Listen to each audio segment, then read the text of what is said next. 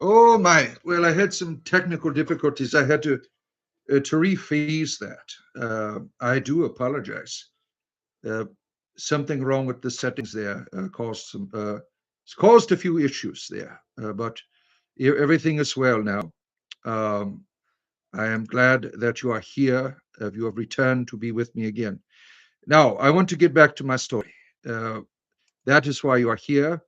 Where did it go? Did I shut the window for the story? Oh my goodness! Look at this nonsense here.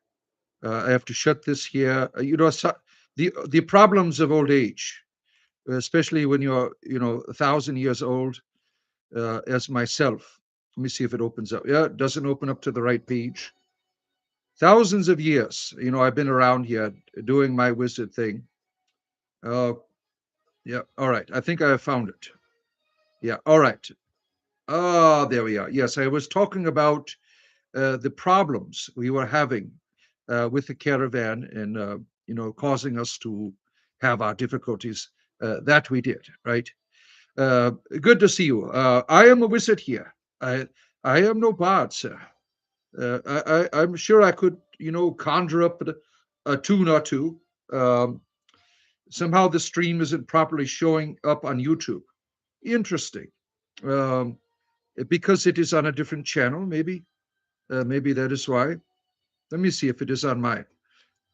Oh, where are we at here? Oh, no, yeah, mine is not here. Let's see here.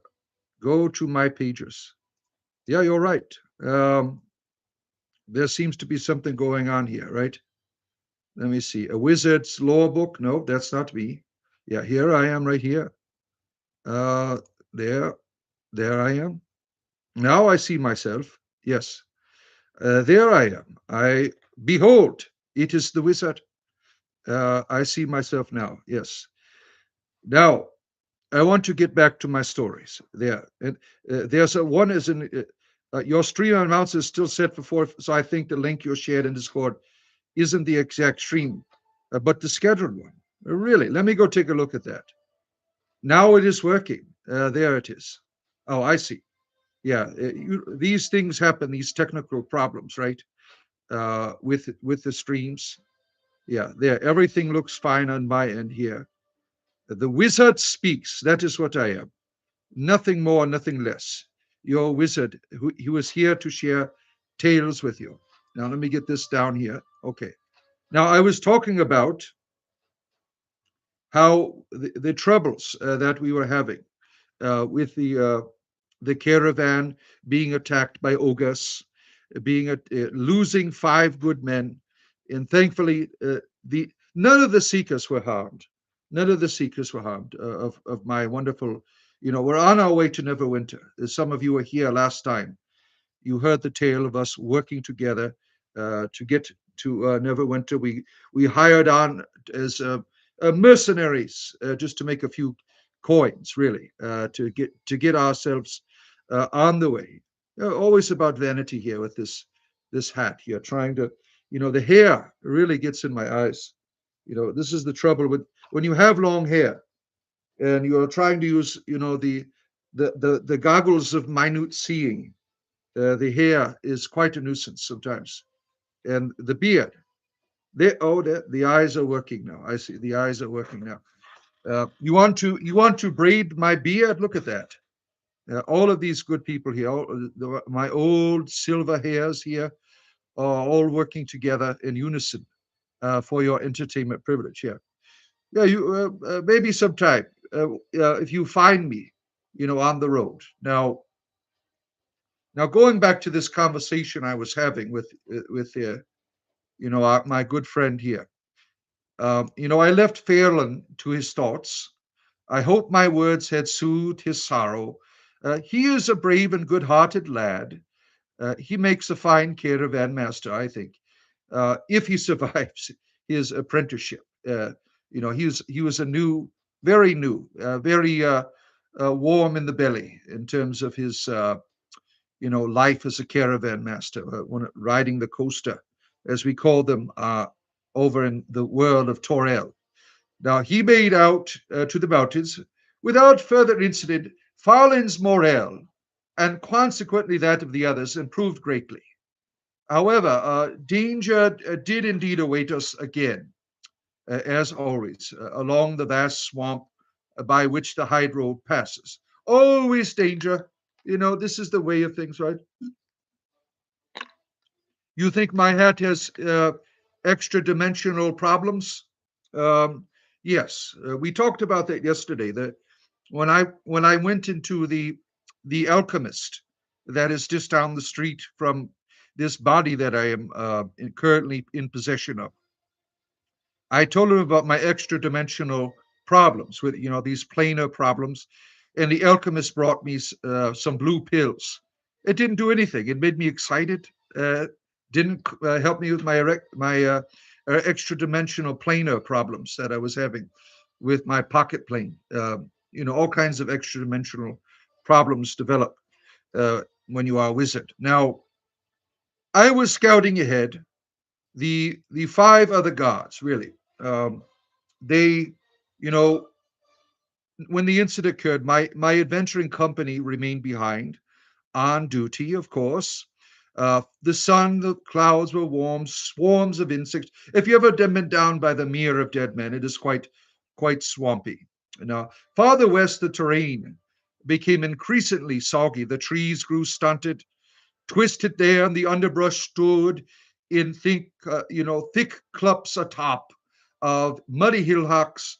We had seen no sign of other travelers or dangerous beasts, and I must admit we became lax in our duties, lulled by the buzzing insects. You ever listen to a buzzing insect?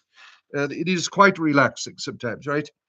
We were virtually on the top of the creatures before noticing them. Their reptilian skins granted them a perfect camouflage with the greenish water and underbrush. 8 lizard men riding giant lizards arose from the monk and they charged at us. Now, I am not a proficient horseman, and my startled mount threw me. I landed hard on my back in the middle of the road. My companions fared much better and managed to draw their blades to meet the lizard men's charge. I managed to roll from the stomping horses, hooves puddling lizards' feet, and tumbled down the street back off the road. I quickly regained my feet, uttering a spell. I arose, and prestidigitation, cleaned up my clothes. Wise that I did, for up on the road above me loomed a giant lizard and rider. As the lizard man raised his barbed javelin to throw a bolt of lightning, a bolt of lightning erupted from my fingers, my magical fingers. Shh, lightning came forth. A good lightning bolt spell really does the trick for the lizard men, right? They are afraid of the lightning. The searing arcane energy slammed into both the rider and the mount, slaying them instantly. You cannot mess around with the electric, right? The hair on my body stood on end as the electricity in the air dispersed quickly. Such power! I am awed at the gift of Mistra, who has granted me. At the time, I was a priest of Mistra. I've done all kinds of wizardly stuff. Mistra is the goddess of magic. If you did not know that. Now, for an instant, sounds of battle on the road. The above, which I could not see, I could imagine the surprised faces of the combatants as they saw a bolt of lightning rip skyward above their heads. And an instant later, the battle sounds began anew. Rather than rushing into the fray, I decided to find an advantage point. That's always good to do if you feel that you have, there's always, bigger enemies out there. So it's good to find a good vantage point. A volley of magical bolts flew through my fingers, felling the lizard men, whose mount turned into a former master. The giant reptile devoured the rider where it lay. So imagine this. The lizard man flies down into the muck and his mount begins to eat it. This is why you should have horses, not the lizard kind. They are quite primitive. I don't know if now lizard people. They are said to have once ruled all of the lands of Faerun. Long ago, they have all of these ancient temples and things all over the place. That's what they say. The lizard people were here first, and the Nagas and all of these people, the snake people, the what are they called? Oh, the Yanti, the Yanti. Now, there's a race of creatures that you don't want to mess with. Ancient magic, these Yanti. They are like snake people that sometimes they look humanoid, sometimes they look like snakes. You don't want to mess with the Yanti. Now, my companions, they slew over three other lizard men who had mounts and either lumbered off or ate the dead. The remaining foes, they spurred the reptilian steeds for the swamp, rashing great spumes of muck as they fled. Now, we lost no one in the battle. I used the magic given to me by Mistra to heal those who had been injured, and we made haste to return to the caravan. As we galloped, I noticed the men keeping their horses apart from our own. Now, my display of potent magic has given me a greater respect amongst the guards, as they should. Just as I was beginning to develop friendship with them, it seems I still remain an outsider. Now, we reported what we occurred to Farlin, and I was proud to see quickly realize the danger of the lizard men who escaped. They would likely return to the high road with their entire tribe in tow. But we drove the wagons hard on Farlin's orders, racing past the swamp. Either we escaped or the lizard men chose to let us pass, for we did not encounter them anymore. My exploits with the lizard men made it for me a fine tale, as I'm sharing with you now, obviously. The worry and concern of Esther's eyes made it worthy of every ache and pain. I've been telling you about one of my old lovers. Her name is Esther Starchild. Oh, we had such a quiet romance, such a sad tale, which eventually I'll get to the ending of that, right? Now we have finally arrived in Neverwinter. Other than a broken wagon wheel and a lame horse, we had no further problems after the attack of the lizard men. And as I'm sharing this, I'm sitting comfortably here, right? And I made it to my own tavern. Just as I sit comfortably here, I was in a place called the Weary Traveler. And how true does that sound, right? There was a huge feathered bed standing nearby that would just beckon me in. But I wish to put the pen to the parchment. So I'm writing this tale. Farlin was so pleased and relieved with our safe arrival that he treated us with immense feast at this very fine inn. Oh, Tothagar made a glutton of himself. He's such a beast of a man. He was eating everything that passed beneath his nose. Lorik was sullen and unusual, though I believe I saw him grin at Samkin's jokes. Bolbrum entertained us all with cantrips, and Esther, oh, sweet star child, joined us later after bathing and dressing in a silken gown embezzled with the symbol of Sulune. Oh, Esther stole all our hearts that night. We had fulfilled our contract and been paid. We now have the funds to travel where we wish. Tomorrow, we say our farewells to Farlin and decided which path to tread. Now, if you don't know about Neverwinter, it is a wonderful city. There's a reason why it is called Neverwinter. They say that winter does not go there, right? It is situated along the western coast of Faerun.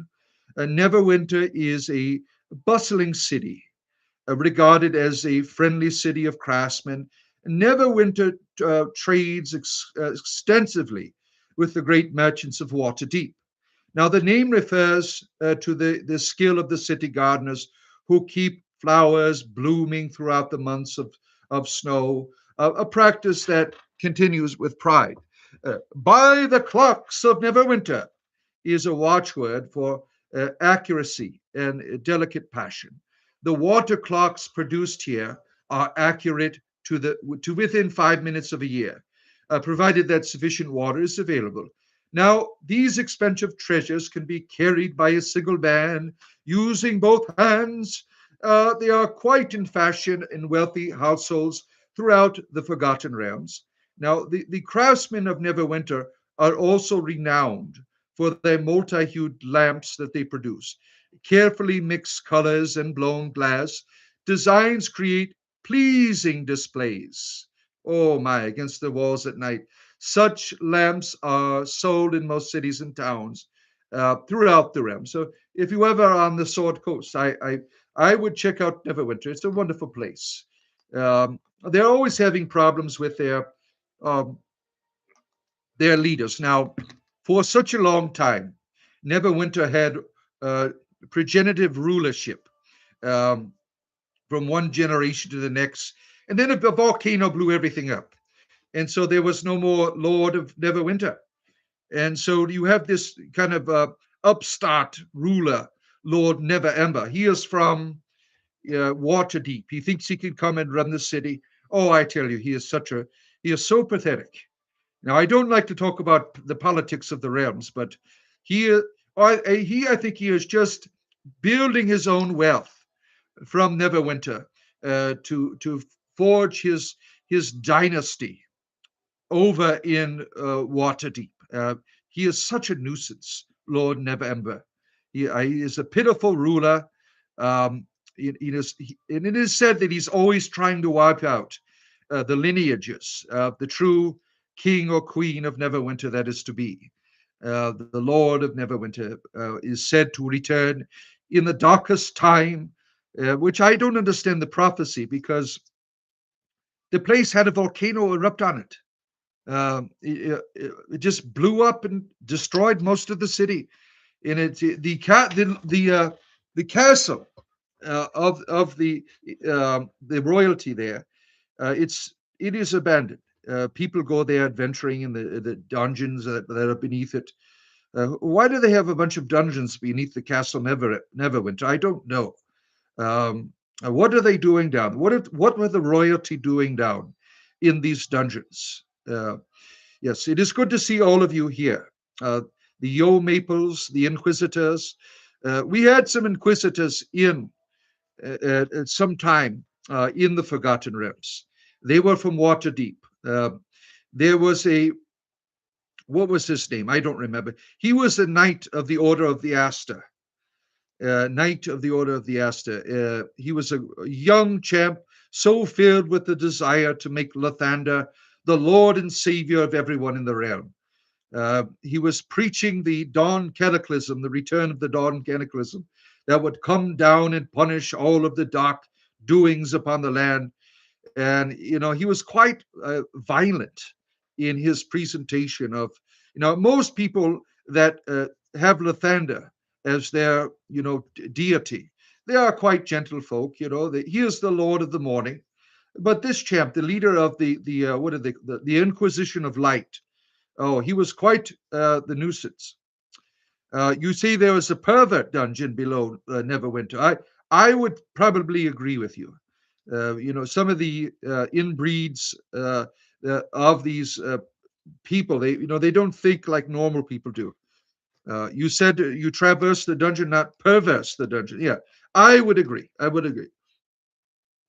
Now, I awoke with the dawn in my bed at the Weary Traveler and went in search of food.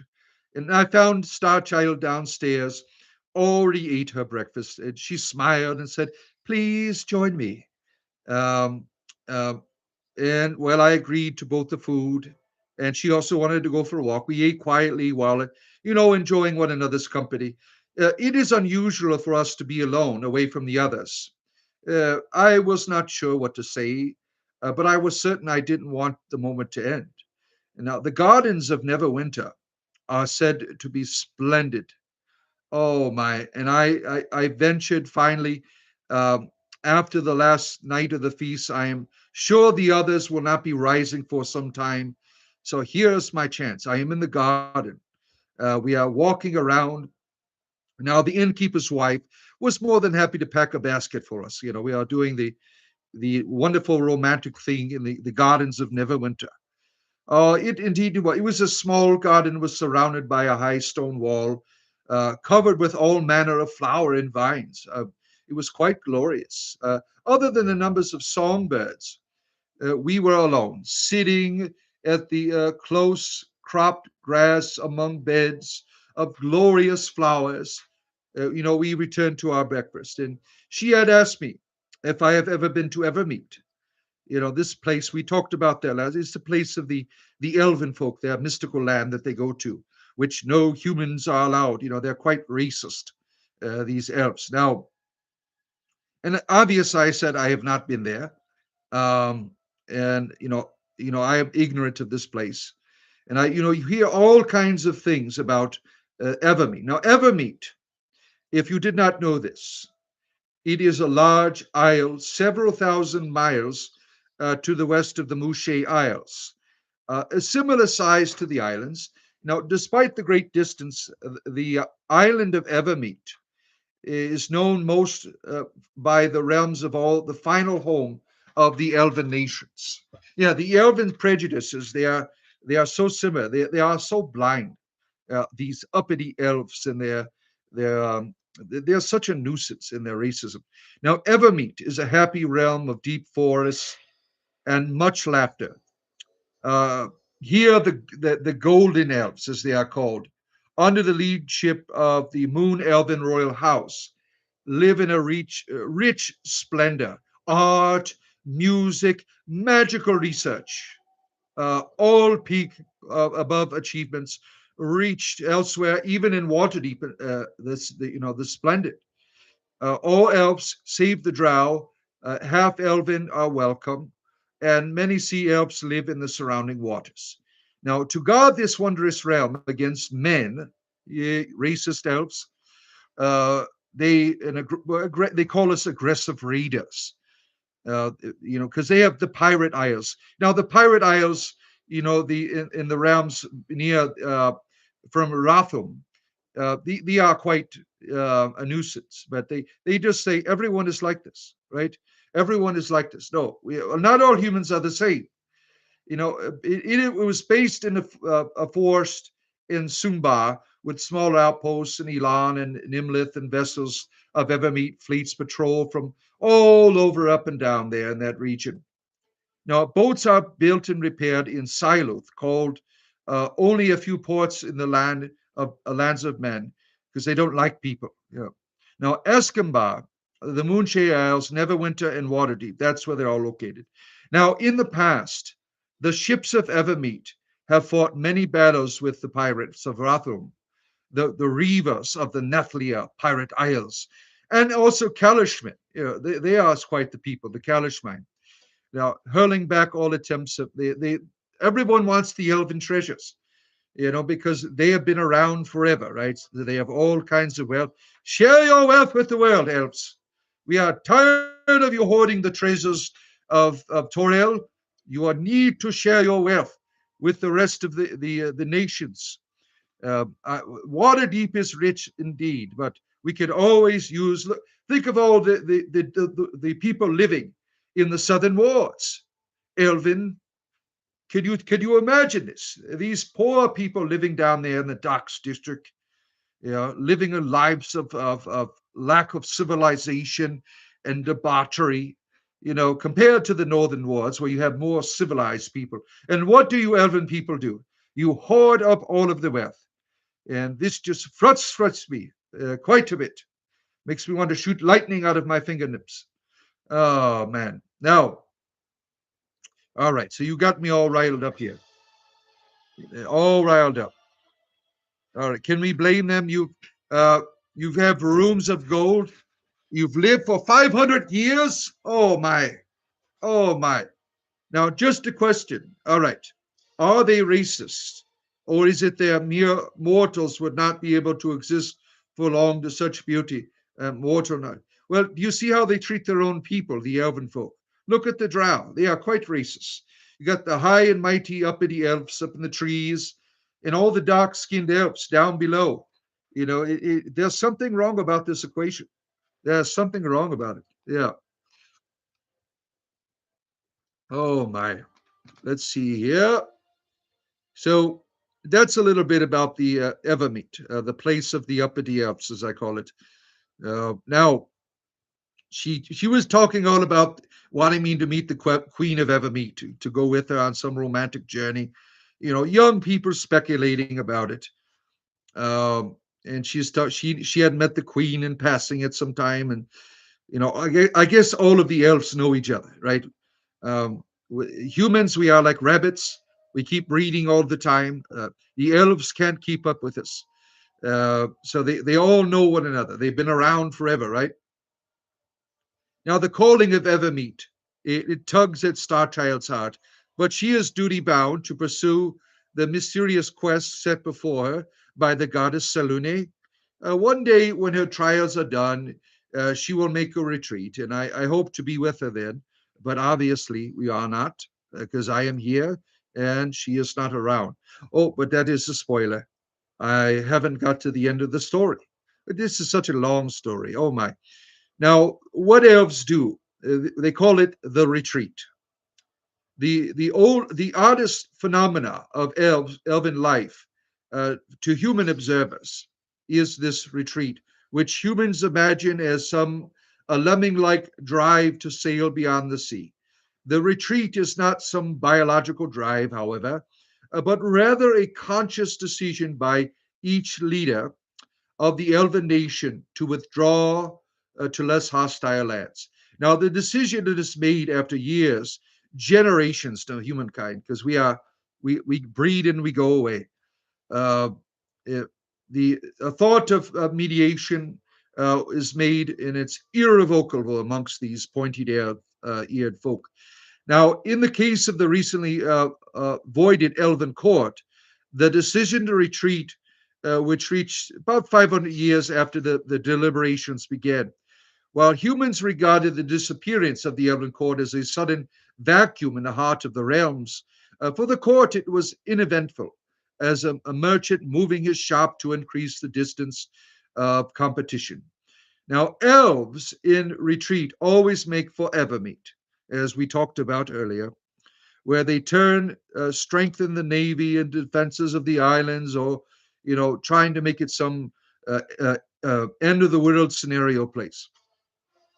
Even elven folk tend to think in that way, right? They are all led by their sweet fidelity to Queen Amalariel. Now, elves of the Sword Coast and others, with easy access to the sea, can make passage to Evermeet by ship. How the farther inland cross known for, no one sees their passage out of the world of humans. I mean, it's all done secretly. Now, former elven nations of the realms include Eiferen near Waterdeep, Askavar, now called the Woods of Sharp Teeth, that is up near Baldur's Gate.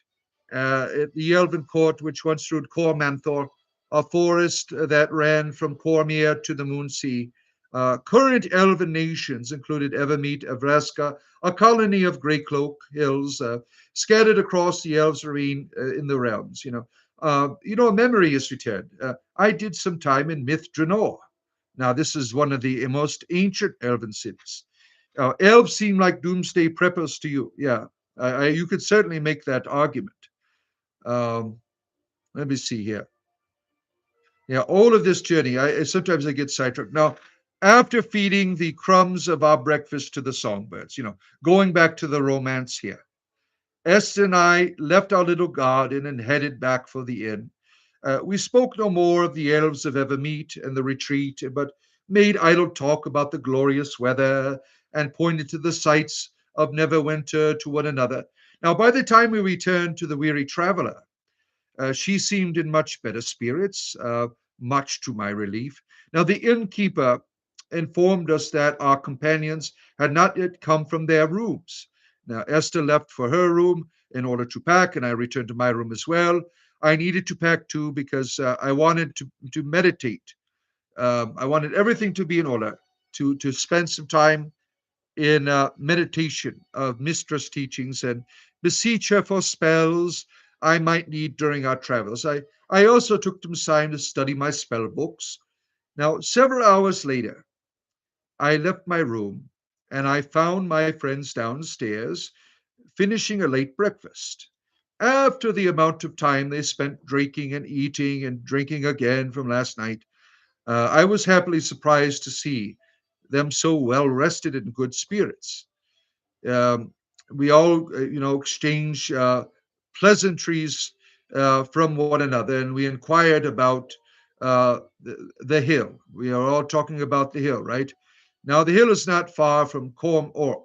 Last night, people overheard, strange things from there. One of the Dunsut Hutile is looking to hire adventurers. So we went and inquired there. They said the Lord is looking to eradicate bandits operating in the far hills. Now, apparently, the rogues have been quite a bit of a success in raiding the villages and waylaying travelers. Now, I wouldn't be surprised if they have amassed a fine booty. Oh, my. Um, and I felt it was of utmost importance to Esther that she will go with us or without us, because I knew that she wanted to go to, her interest was the goddess, right? Her interest was getting to the hill of the lost souls. And I like, can we truly call ourselves adventurous if we don't investigate this? So I began to take her side, because she started, you don't want to hear an elf bitching at you. They are unlike human nags. The elf bitches, they are quite a nuisance. So I said, let's do this. Let us go to the Hill of Lost Souls. Everyone wanted to split up, but eventually we all said, okay, they're all coming with us. So we spent the remainder of the morning debating the best road to travel. Now we could ride with Farland's caravan back to Waterdeep, then cross the high moor to reach the hill, but we all agreed that it seemed too much like a steep in reverse. We wanted to see much of the country as possible. Finally, we decided to follow a trade route southeast that crosses the high moor. After buying fresh provisions, we rode away from Neverwinter, and I shall always remember that certain garden in the city, that sunny morning eating breakfast with Esther. Oh, my heart aches. Such joys of those younger years. Now, the trade route that we followed out of Neverwinter became little more than a game trail after several miles. After riding for many days along the twisting path, my skills at horsemanship improved a little bit. Now, I grew to view my horse as more than a riding beast, but as a friend, and decided she deserved a name. So I called her Wind. Yes, I know, quite original, right? For she was a swift racer, and she had the personality of Wind, calm most of the time, but with the potential to be angry as a storm in a moment's notice. It is no fun being tossed off a horse. Now, the land we passed through was pleasing to the eyes, consistency meaning of light forests, green meadows, and low rolling hills of clover and wildflower. Now, the weather was pleasant as well, with only an occasional, rainstorm. The journey was easygoing. Our spirits were high, and we enjoyed another's company. If only we had known of the evils waiting us for us on the high moor. Now, it is important that I educate you, right? Uh, you don't know what is a high moor. Is this some type of new um, uh, party favor or something? Now, the High Moor is a vast, rocky wasteland rising to a gorge-scarred plateau cloaked in grass, scrub, and trees. After often shrouded in mist, the moor is home to many trolls, bugbears, as well as an assorted goblin folk. The monsters and inhabitants often raid the roads, so merchants tend to collect large caravans and hire additional guards passing through there. The soil of the moor is too thin for farming, too rocky, mostly granite, too poor in valuable ores to support permanent mining settlements. Now, the barbarian humans found in these lands depend on herding sheep and goats, and overland trading for their livelihoods. They fight constantly with all the goblinoid tribes there. I'm sure you've heard many tales of barbarians and goblins. And sometimes they get together and find peace every now and then. But we followed the trail, right? Up and across the rocky plateau of the high moor for several days without incident. Now, the landscape altered. Tall grasses, short, bushy trees, a continuous wet mist made the moor seem surreal and moody. Now, the mist and deepening night also concealed the carcasses until that we were upon them. Scores of sheep and goats had been slaughtered and just left to rot. Such barbarian, evil. Sadly, among the dead flock, we found the corpse of 3 human boys. All wore primitive garments of sheepskin, and all had been savagely murdered. It was a nightmare scene: blood stained grass, buzzing clouds of green flies. Oh, and the stench, I tell you, it was something to remember. Now, well, I helped first bury the dead. I wanted to do this, but Tolthurga, he wanted to look for the killers, right? He has always got the rage on, right? His barbarian blood begins to boil. Now, he thought it was a pack of wolves. It was nearly dark to leave. Uh, they, we he didn't want me to dig. He wanted to be on the way. He did not believe it was safe there. And I thought we could not just leave them there. The ravens will eat them, the worms, and they are dead, yes, but creatures awakening from the daytime slumber, crawling over the dens, prowling at night. We needed to get out of there. A sudden wolf's howl to the north made me jump. Others to the east and west answered its call, and piercing howls to the south, quite close, completed the circle. It was too late to run. Uh, Furan yelled to Tolga, "Build a fire quickly." Lork began to tie the horses to a tree. The rest of us grabbed torches. We formed a circle. Lork was having trouble with the horses, which were rolling their eyes and stamping their feet. And Thothgal and Samkin and Esther helped him tie them up. And I used my magic to kindle a nearby bush into bursting flames. And Bolbim helped me to keep up the blaze by tossing dried branches upon it. Now, we all of us, lit the torches, as I mentioned, and formed this ring around the fire. So just imagine a fire. We're circling it. We got our flames up, all happy, right? The howls, they grew in number and they drew closer. We were on the verge of panic, but we held our ground. You ever been around a bunch of wolves howling at you? Uh, it's not a good thing. Now I stuck my torch in the turf at my feet to free my magical hands, right, for spell casting. Now Esther, she did the same because she was also, she was a priestess of Selune. She needed her hands, to be ready. The others readied their weapons, and suddenly the howling stopped.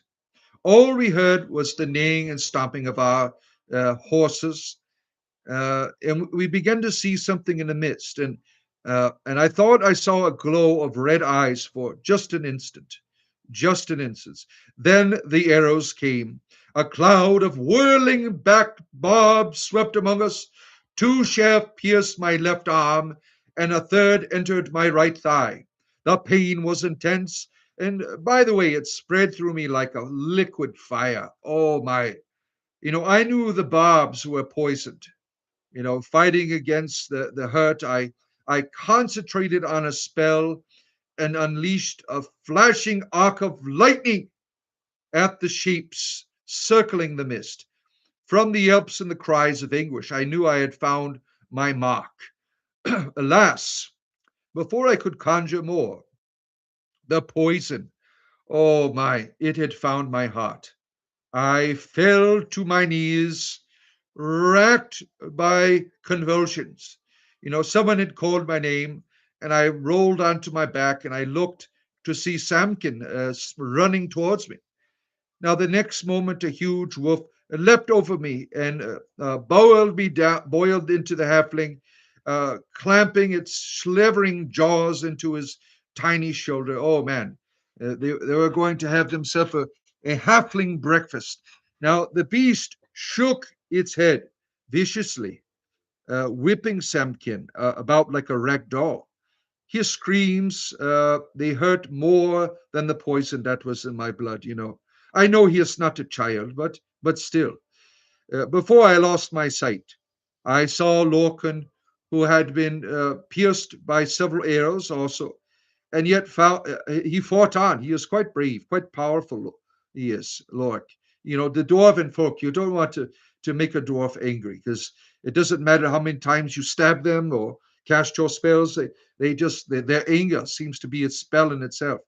Now, a wolf left out in front of him, clinging to its hairy back, was a grinning goblin. Oh, this is where it gets fun, right?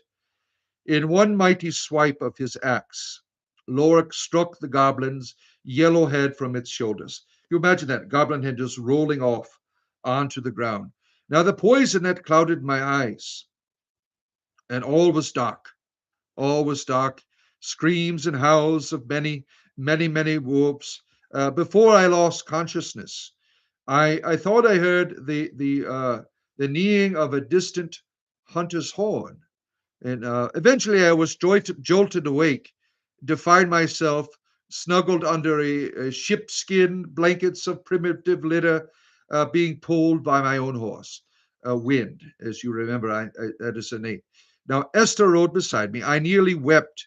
I was so relieved to see her alive and unhurt. And, she asked if I am feeling better, and I was quite famished, really. And she had informed me I had slept for 2 days. Suddenly I remembered, the poison barbs of the golden wolf riders, the goblin golden-eyed ones. I threw off the blankets to see that all of my wounds had been mended. Esther, she is a priestess of Selune, so that is no difficulty. Um, we were still on the high moor. We were being escorted now by human barbarians. They had gone in search of the 3 missing boys that we had found earlier that were devoured, only to rescue us from the goblins in their stead. But um, they were riding up him, seeing the carnage wrought by my lightning, drew them to our attention. So they believed I was some type of mighty sorcerer, and they seem to fear magic. Some of these barbarian tribes, they are quite primitive. So I wanted to stop and I wanted to ride up onto Winds. I was feeling better. I got back up on my horse, and I'm like, well, I'm a mighty wizard. I might not. I should not show any weakness to these people. Um, uh, as she was telling me before, the barbarians were indeed riding ahead of the group. They wore these sheepskin jerkins decorated with beads and bangles. For weapons, they carried spears, short bows, and finely crafted 2-handed swords, though lacking the finery of city folk, as you could imagine. They are proud people, the barbarian tribes of the High Moors. Very proud people indeed. Now, Esther told me that Samkin and I were the most seriously injured in the group. It doesn't surprise me, after the incident with the goblin, right? It doesn't surprise me that he had such an experience.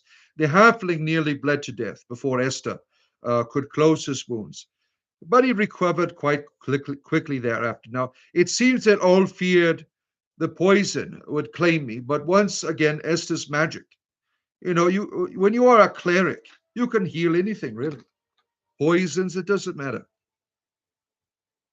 If your arm gets chopped off, you can, one of the things that we do not have in the Forgotten Realms is erectile dysfunction. It is easily healed here. You don't have to take any alchemy for it. Uh, we have all been, we were all killed, if not for the barbarians. Now, they agreed to lead us across the High Moor and return for this, which is a small sum of gold, which we gladly paid them. We parted company with the barbarians the following day at the southern edge of the moor, near the Serpent Hills, and soon we reached the hill of the lost souls. Some of you are interested in this place. Here it is. We crossed the winding water and reached the hill of lost souls without mishap. Though still wilderness, the country was much more pleasant than the high moor. We all agreed we had underestimated the dangers of the moor and the large numbers of evil creatures that stalk in the misty terrain. A mistake we will not repeat if we ever were to return there. Now, we approached the hill in under the cover of darkness. Wise that we did, for soon the glow of several fires uh, and heard the beat of war drums. Now, Samkin agreed to scout ahead, and Boba made himself invisible for added protection. Now, we settled back to wait at the halfling's light steps that faded into the night. Now, we're at the hill of the lost souls, and I probably should give you a little history of it before I tell you why we were there, what we were doing there.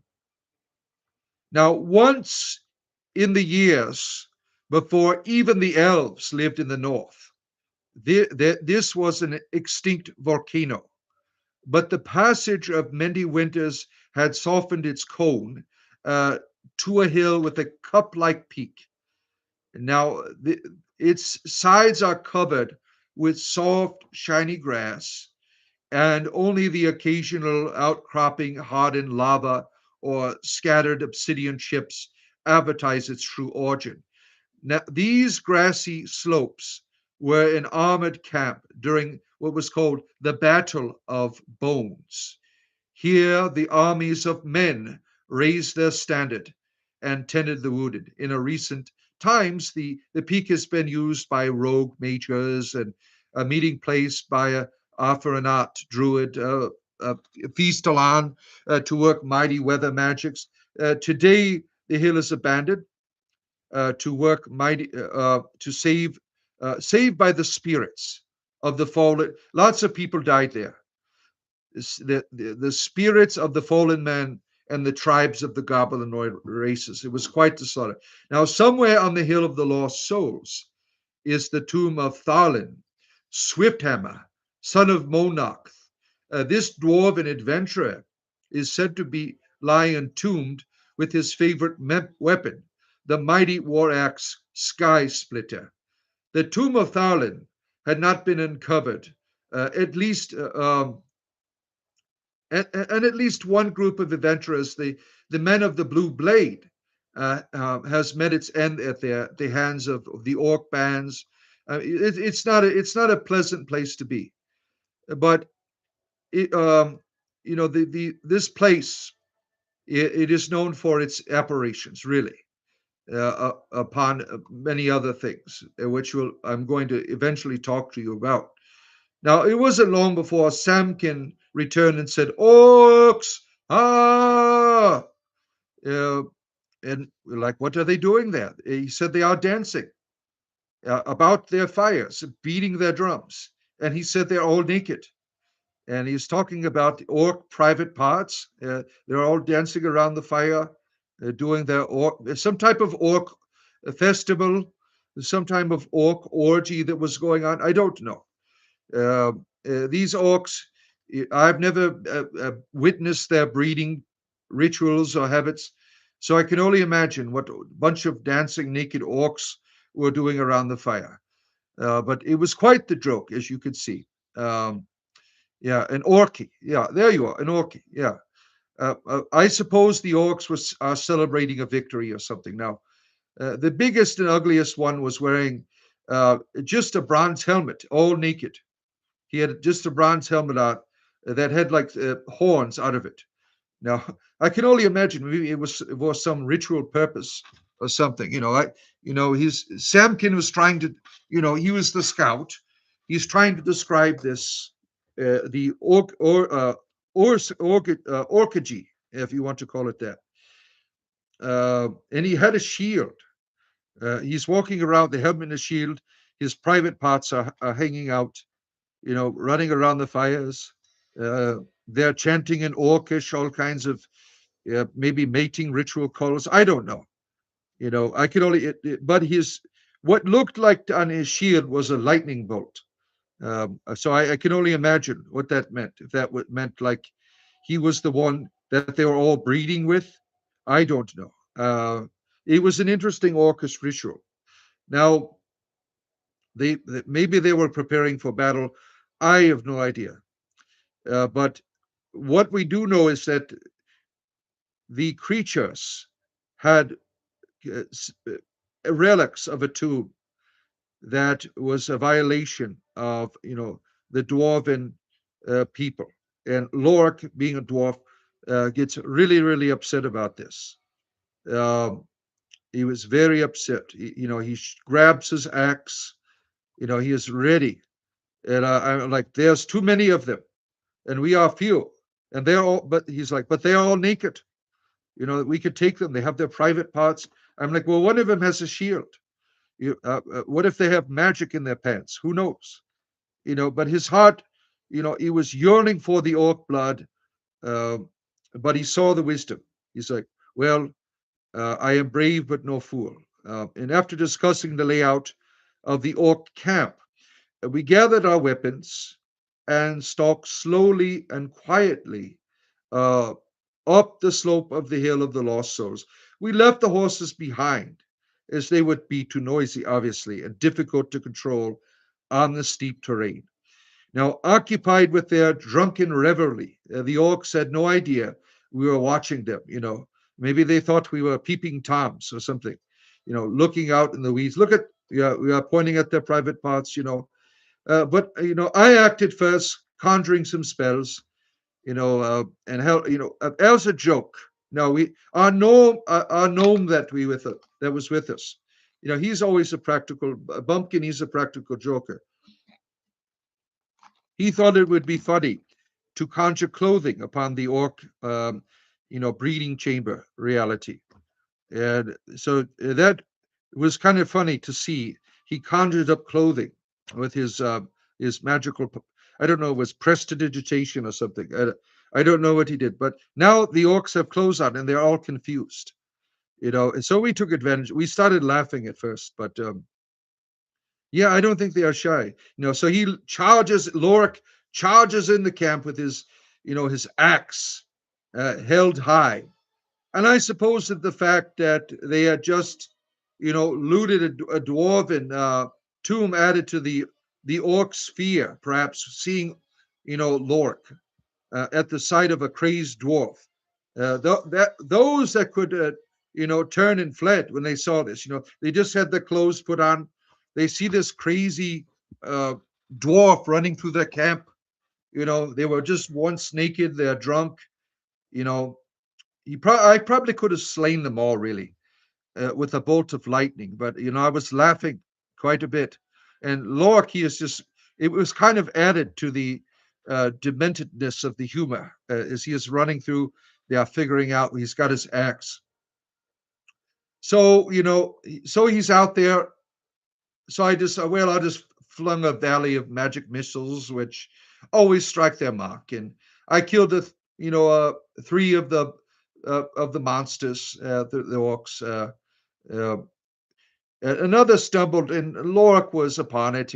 His axe was biting deep. Now four remained, and of these two that was slain by sling of stone of arrows by one of my comrades, and the rest just ran out into the woods. And the spell, of course, ended that Boblin put on them. So they are naked in the woods, these orcs. So if you're ever in the high moors and you see two naked orcs running around naked, this is the story. It is a tavern joke in Neverwinter, but and Waterdeep in that region there. Uh, he said that they were. He was able to identify the tribe of these. They're called the long gray snout. is the name of the tribe. Um, but he obviously, just by their banners, he was able to interpret it. So we looked over the corpses, trying to recover any dwarven relics. There were 8 human men, surprisingly. Some appear to have died in combat. And I will not describe how the others were tortured or killed. And who knows what perversions the orc people have. Probably too gruesome for words. Now, much worse than the drow, I would imagine.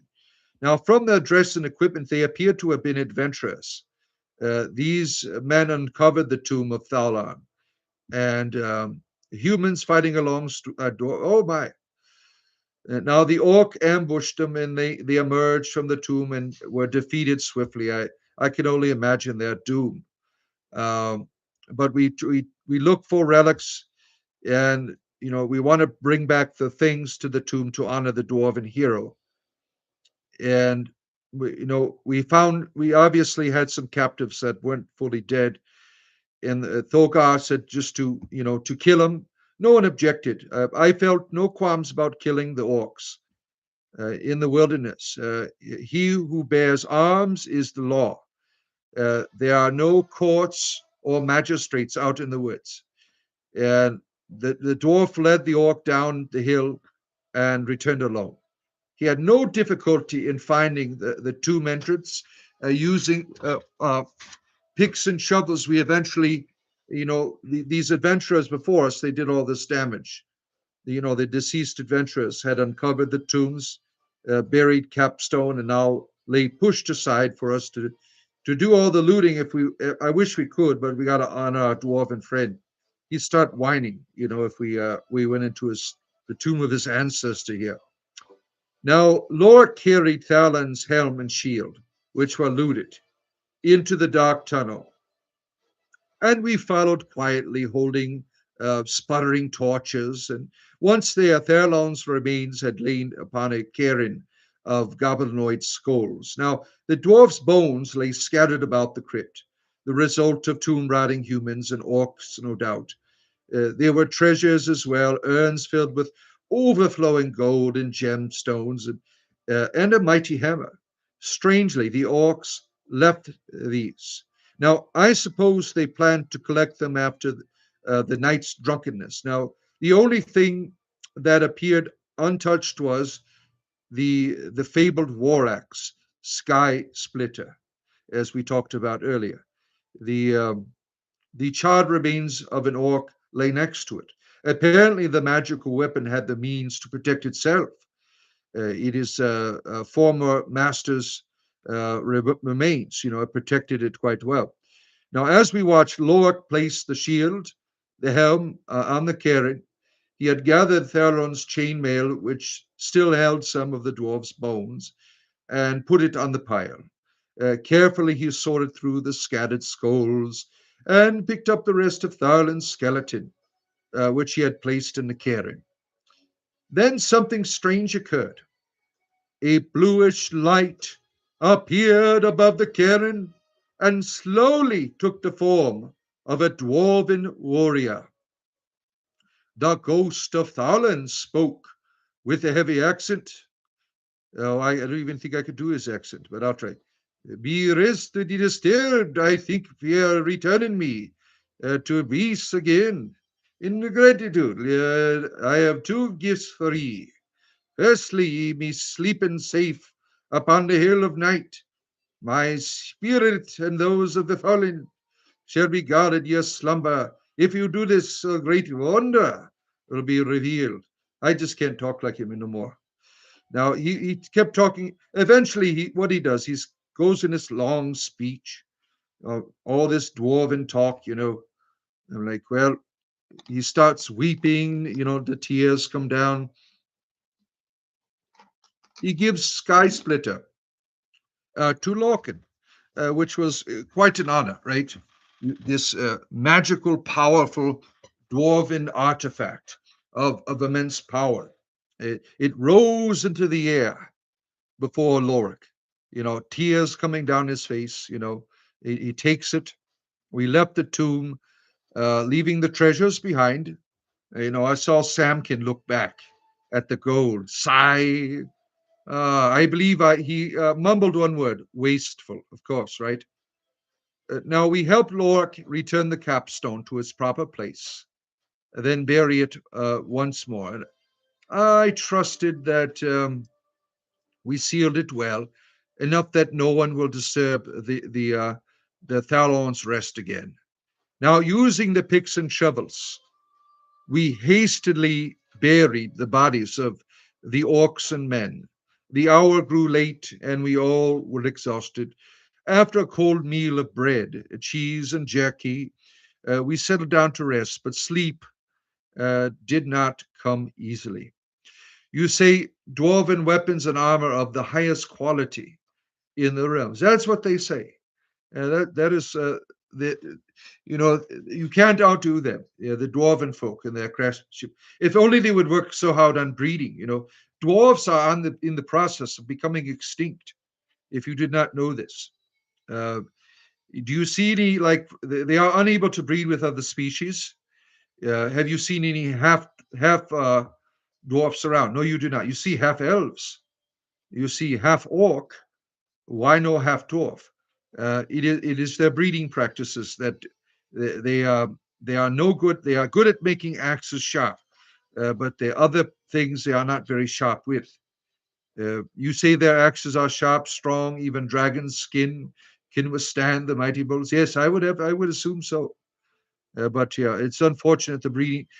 I give them another 1,000 years, and you will see no more dwarven people, uh, young ones. All of the older dwarfs will be around, uh, but that's a tale for another time. Now, from under the blankets, Sam Kidd said bluntly, "I am scared.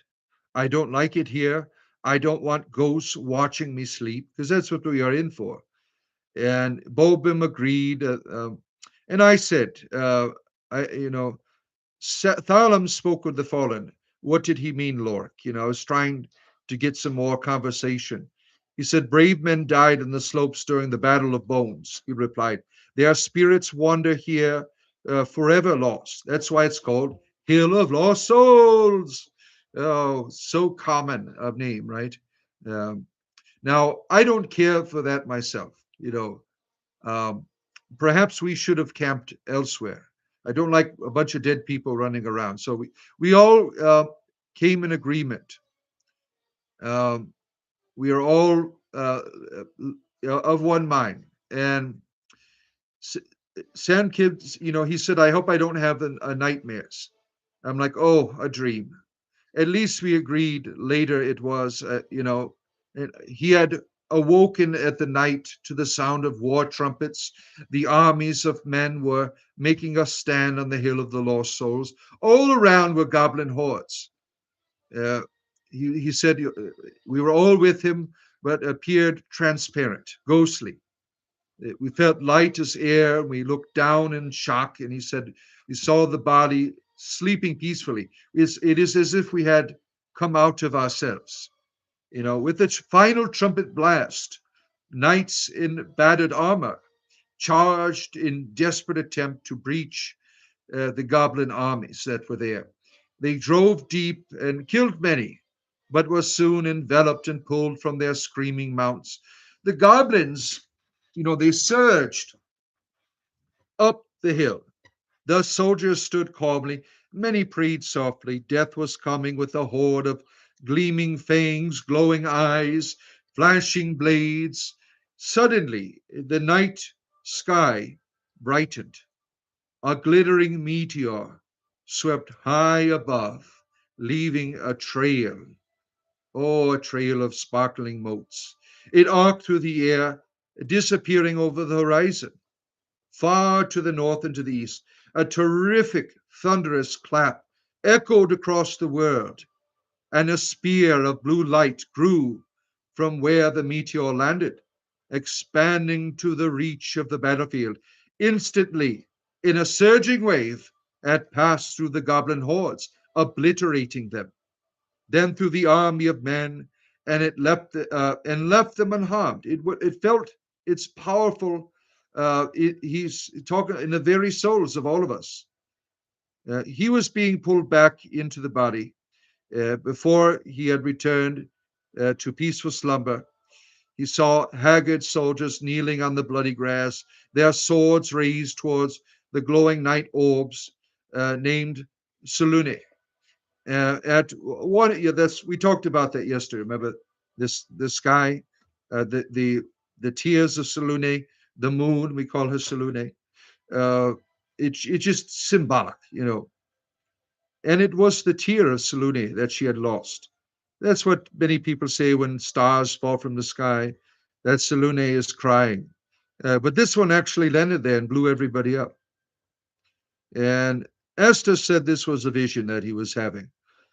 Now, long ago, she shed a tear, Selune, and it fell to the world. And she believed we were fated to find this tear. And we wanted to know what is so, why can't we just leave it there? And she warned of its potent magics. It had the power to destroy the world, that Solune's tear. Um, but we're like, well, what if it is wrong? What if you're wrong about this? Why do we need to take? So we kept deliberating back and forth. Um, we decided from there, if we choose, we can, head west for, to talk further about these things.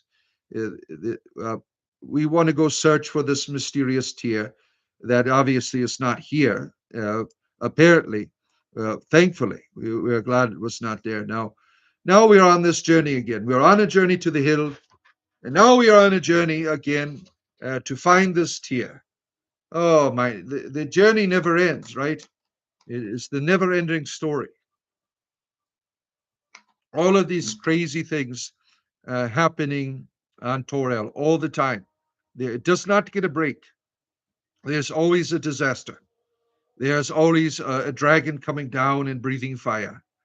There's always some creature of the abyss being conjured. There's always giants coming down from the hills. It really is a terrible place to be. I mean, there's always, shit is always happening, really. Now, a day's ride south of the Hill of the Lost Souls, we came upon a peaceful meadow with a small, clean brook. As the sun sank below the world, we made camp. Taking his bow, Thuragas, he strode off.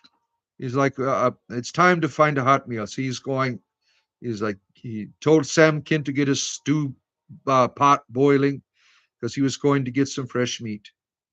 And scarcely an hour had passed before the ranger returned with three plump hares. Now, to each their own, right? Now, Samkin's stew of wild tubers, onions, and various herbs, except the meat, and it was delicious. I have yet to have a halfling who could not turn the simplest fare into the feast worthy of a lord's table. They are quite skilled. Now, with our beliefs full, bellies full, and warm, we longed, we lounged upon the soft grasses. And Loak produced his pipe, packed it slowly and methodically. He's got his pipe. I knew a tale was soon coming. He is a storyteller, just as I am a storyteller. Um, we're not quite near the site of the Battle of the Bones, he was telling. He says, you've never been them yourself, and I've heard it spoken of. A vast army of men and dwarves clashed the goblin nations there. Some say the ground shook as far as water deep, uh, where those two juggernauts collided. The battle was joined for an entire 10-day. We in my realm we don't have 7 days of the week. We have 10. We call it a 10-day. Uh, it said all the remains of the sea of white dust and bones. Many young warriors died, heroes in that 10-day. A battle also took place at Skull Gorge, where many of the orcs and hobgoblin chieftains and shamans had fled. Yes. 10-day, yes. It is a long, long week indeed. Now the dwarf drew up his pipe. It seemed he had lost interest, but Samkin urged him on. And what happened at Skull Gorge? South Skull Gorge is south of here, where we were at, on a river's edge, and it was riddled with cabins. It was steeped in a walled valley with surviving orc and hobgoblin leaders, uh, that were followed from the Battle of the Bones. They stood with the armies there. The goblin races summoned aid and of diabolical origin, including many devils. So you can only imagine how wild this battle must have been, right? Floating skulls that were glowing, red flames, but could you imagine a skull just floating down the road? I mean, these are the things that they conjured up. Now, they said these cabins are filled with all kinds of treasures that were taken from the battle on the Hill of Souls. Uh, that is where perhaps the Tear of Selûne might have been taken. Nobody knows. Nobody knows. The hour was late. Going back to this idea, a strange document, the Battle of the Bones. Now, this region lies at the midpoint along the western edge of the Great Desert between Everesca and the north of the Sunset Mountains to the south. Now, travelers moving into this area first note a withered land with few stunted stub trees. The soil has dusty, chalky pallor.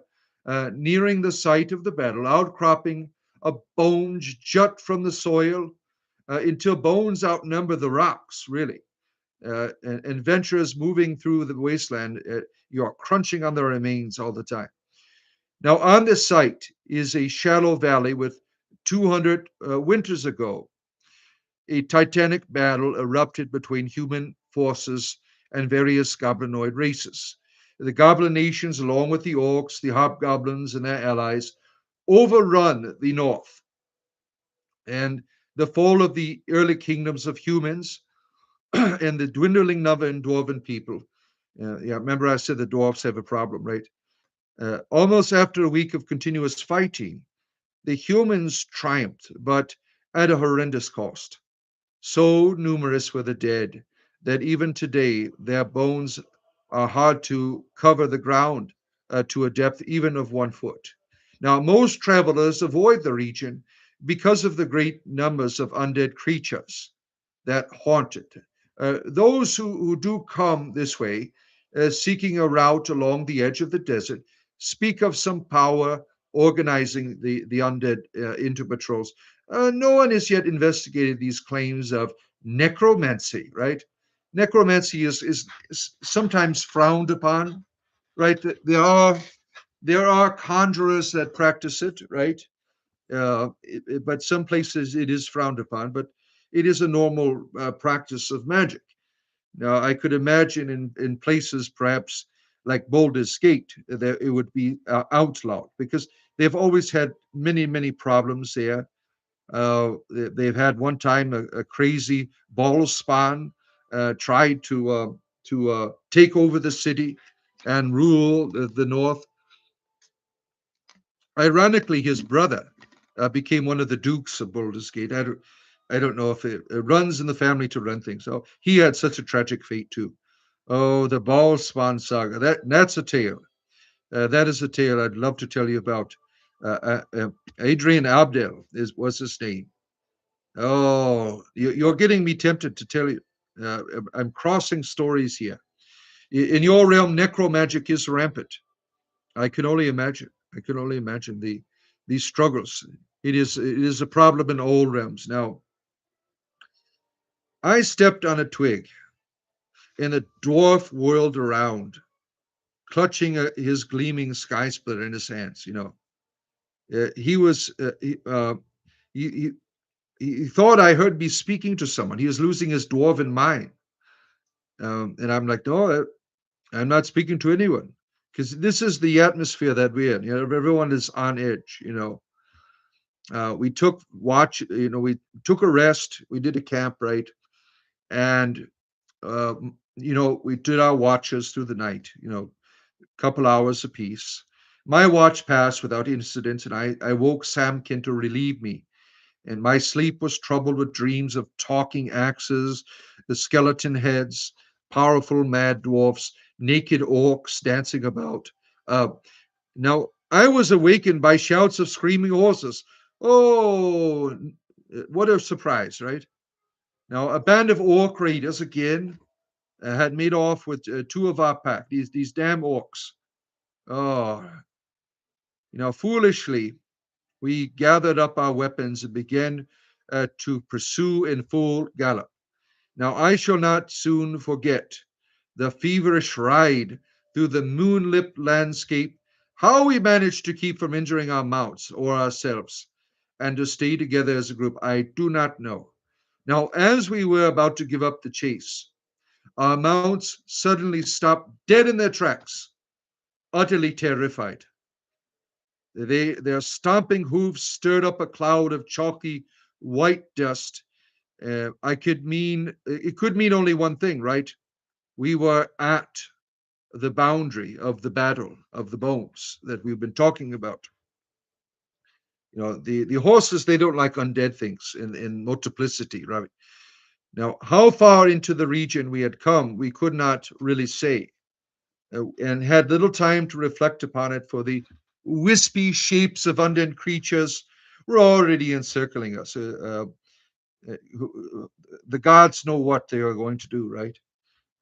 I don't know what can a ghostly shape do to you. Uh, Now she whips out Star Child. She is a cleric.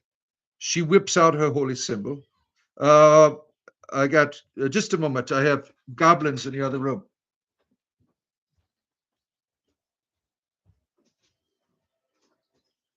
Hey,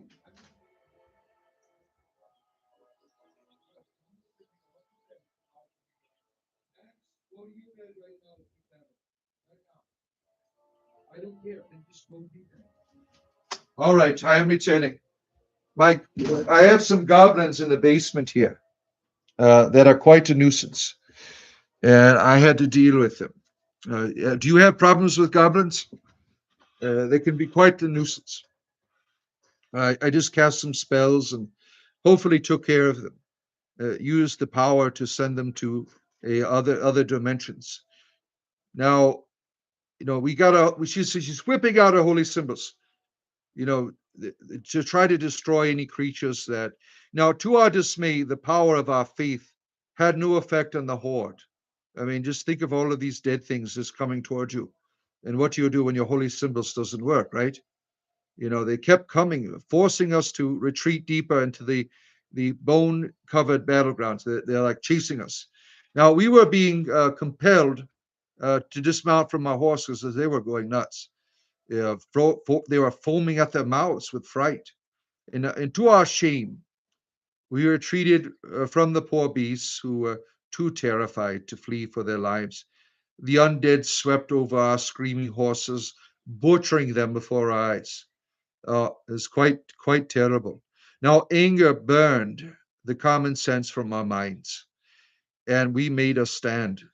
Though we destroyed dozens of skeletons, we were greatly outnumbered. The ghostly forms were more powerful undead began to appear, and once again we were forced to retreat. Now the horror began to unravel the fabric of my very mind. I saw or thought I saw a familiar faces amongst the undead, those who I have loved and lost, those I have fought and killed, and those I have yet to meet. From the shocked faces of my friends, they too are experiencing these visions.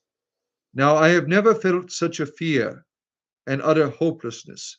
As one, we turned to look behind us to see where the undead were driving.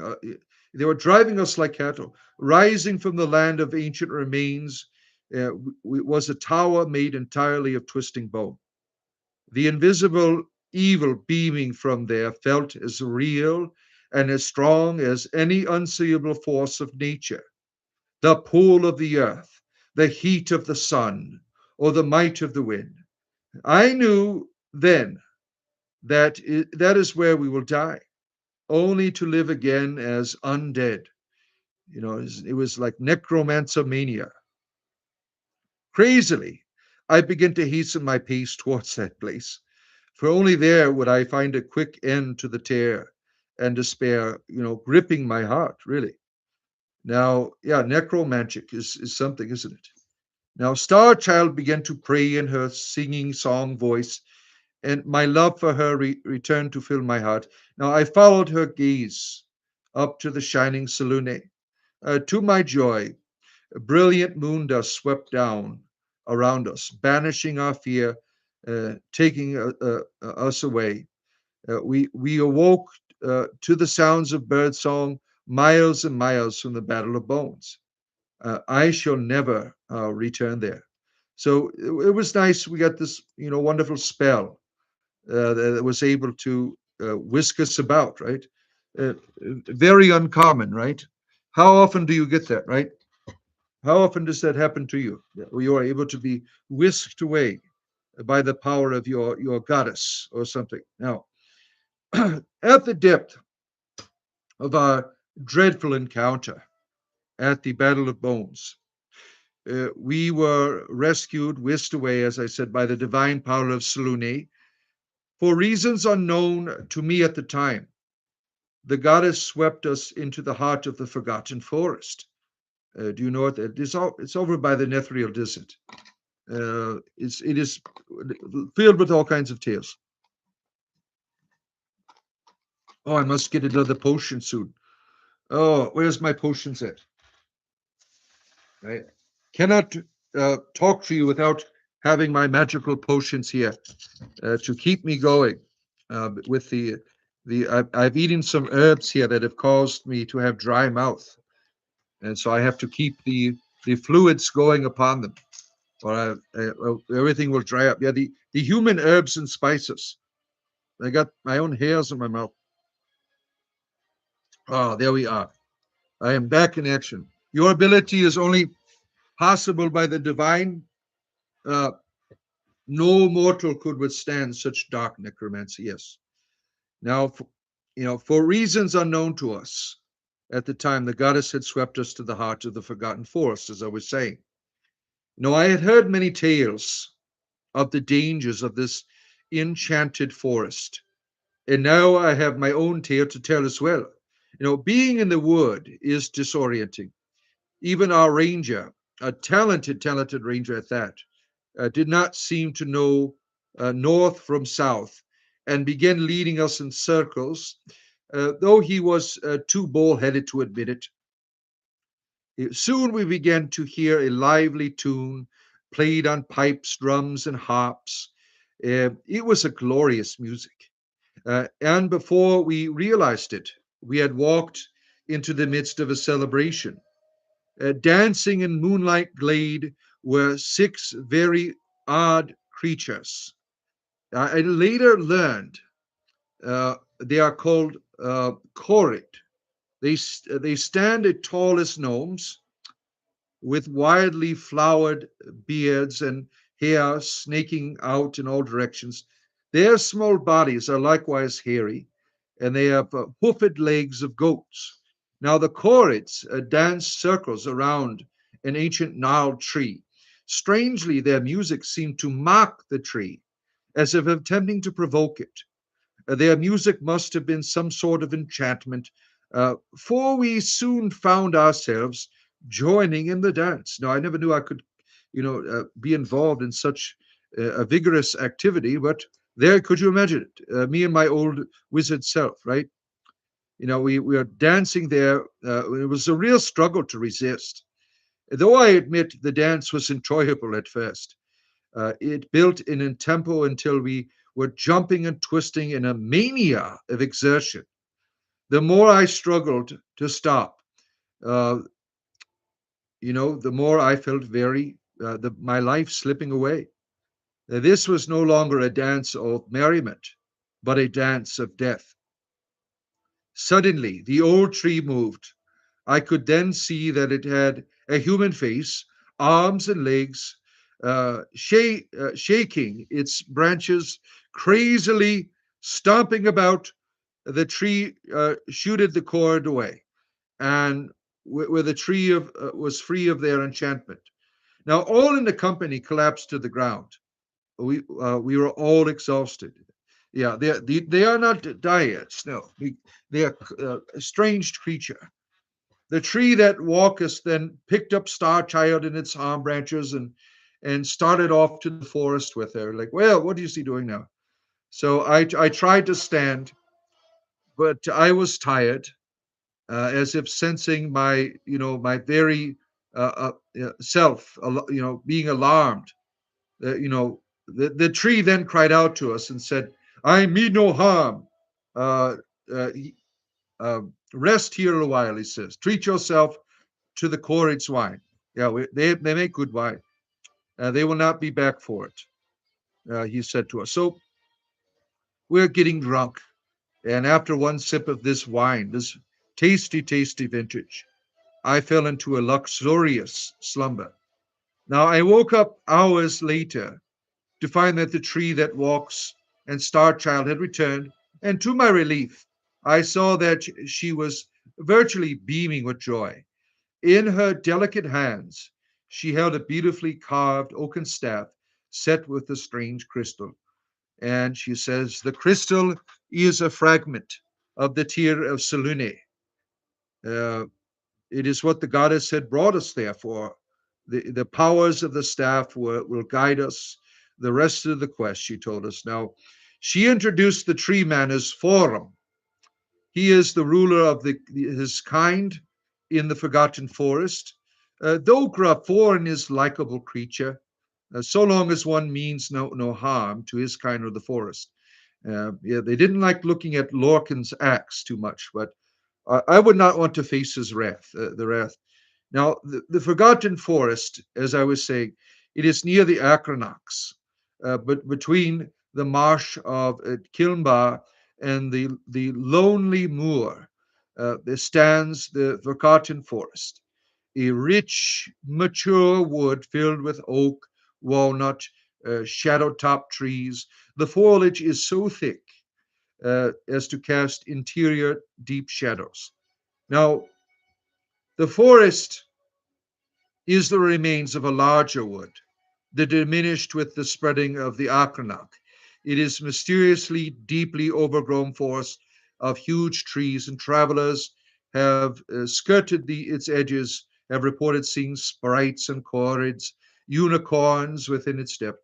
The Forgotten Forest is said to have the largest population of treants in the north, ruled by the one that we met foreign. In addition to the treants, there's the Hierophant Druids. They make their home somewhere in the depths of this land. Now, travel through the forest is discouraged, as those in the area are highly encouraged to build their fires only using wood from dead folk. Because the tree folk, they don't like that. They get really angry, and there's nothing like getting a good bludgeoning from a treant. Now, Foreign offered to lead us out of the forest, and we gathered our things to leave. We had walked only a short way, however, when an owl landed amongst the treant's branches, whispers in the air, "Some of an importance is in the wood, wishing to speak with you, the bearer of the staff of Shard." And I'm like, "Who the hell is that? Who in the nine hells are you talking about? How often do we get to hear from a flying creature of your stature?" Uh, and it was I guess the druid had had made a request of wanting to speak to us. So we respect that, and we indeed, it would be wise to hear his words. So we walked quietly for a time. Star Child's steps were light. She smiled constantly like a giddy child. The staff she carried had been given her direction, strength, and hope. The stone set in it gleamed with blue sparkles, as if two were happy to be in her company. Now I could no longer contain my curiosity about the staff. I wanted to know, what do you know about the staff, Esther? And she said very little, that she has learned that during her studies at the House of the Moon in Waterdeep, it is ancient by human standards, and was fashioned by priest majors shortly after Sulunistia fell. Somehow it was lost to the order. No one knew of it or where it was until now. And we are having this conversation with going back and forth with Triant, about this reality of the now in the Forgotten Realm. We have something called Druid circles. Lots and lots of Druid folk in the Forgotten Realms. In the Northern Realms, from the Sword Coast to Immatar, Druids are in lightly settled areas. They tend to gather in small groups, often with rangers and other allies, but these groups usually numbering, I'd say, a dozen or fewer druids, maybe 20 allies with them, widely in prominence, and they are working relationships. Some druids live together in a woodland grove, others are widely scattered, with non-druid members serving as go-betweens. I once knew of a druid. Her name was Jahira, coming to my memory. Now, in some groups, druids and rangers deal as equals. In others, druids are revered by those who work with them. These groups are known as circles. The term harkens to the unending cycles of nature process, emphasized the creatures intrinsically one superior to another. In the Dalelands, recent warfare has destroyed the last two known long established, the circle of Shadowdale and that of Battledale. Seven, although a few individuals from each of the groups have survived, many circles will still exist elsewhere in wooded areas in the realms, and these may be of great local importance, often working with non human woodland beings so to maintain the wilderness areas and to keep peace in the territories. In the realms at large, these circles provide a network of communication and aid for those who venerate Shantae and similar powers. In general, druids of the realm, they seek balance between man and nature at the expense of neither. Druids have several major areas of power, including the border forest, the forest of Gothmere, and in particular in the Moonche Isles. In the last, the Druids are worshippers of possibly aspects of Shantae, known as Earth Mother, and form native faiths. Conflicts between the Druids and the clerics of the invading settlers, new faces, is more extreme and normally found in the realms, obviously. The troubles varying from cultural differences and so of the regions, really. Now, your realm sounds beautiful with druids. They have been hunted nearly to extinction in your realm. Oh, I am sorry to hear that, my friend. Sorry to hear that. Where am I at with the time here? Oh, it doesn't tell me. Does it tell me here? Yeah. Oh my. Yeah. All right. I got another 30 minutes or so. Oh, the extremes of telling these stories. It really it drains the emotion. It drains the senses in a way. These are very sacred things to me. These stories of dealing with my friends. Now we had come eventually to a glade in the woods where a waterfall clashed, butterflies danced in its rainbow spume, multicolored fish streaked through a pool of clear water like tiny lightning bolts. Now, suddenly, a massive gray wolf jumps out of the bushes and stalked to the water's edge, meaning us no harm. In one swift motion, the ranger that we had with us, he's a brute. He grabs his bow, and we thankfully we stopped him from shooting the creature. That obviously was the druid, right? He had shape changed, he had altered his shape and had become this wolf-like creature. And he returned to his human form. He greeted us. We were given spring water, which tasted like honeymead. It was invigorating. The standing on the bank there with we're having this conversation. Just imagine you're watching this rainbow fume coming out of the water, right? It, you know, it was a great pleasure and a great experience to meet this Druid folk in that time. Now, our elven cleric, she began to make herself known. This was the conversation. He was wondering about the bearer of the staff of the shot, as it is called. He was saying that we had months of travels ahead of us. He started getting into all of these um, prophecies and things, and we were just curious to know one thing: why did the goddess choose us? Why did she choose us to do this? Why? What is Salune's intentions here? And of course, we never get the answers what you want when you're talking to sages. They always speak in riddles, right? But he did tell us to seek the scribes of Candlekeep um, if we wanted to know more about the staff of the shard. And we all knew, everyone knows about Candlekeep. Only the most renowned wizards of those bearing the sigil of a prominent mage may browse the collection.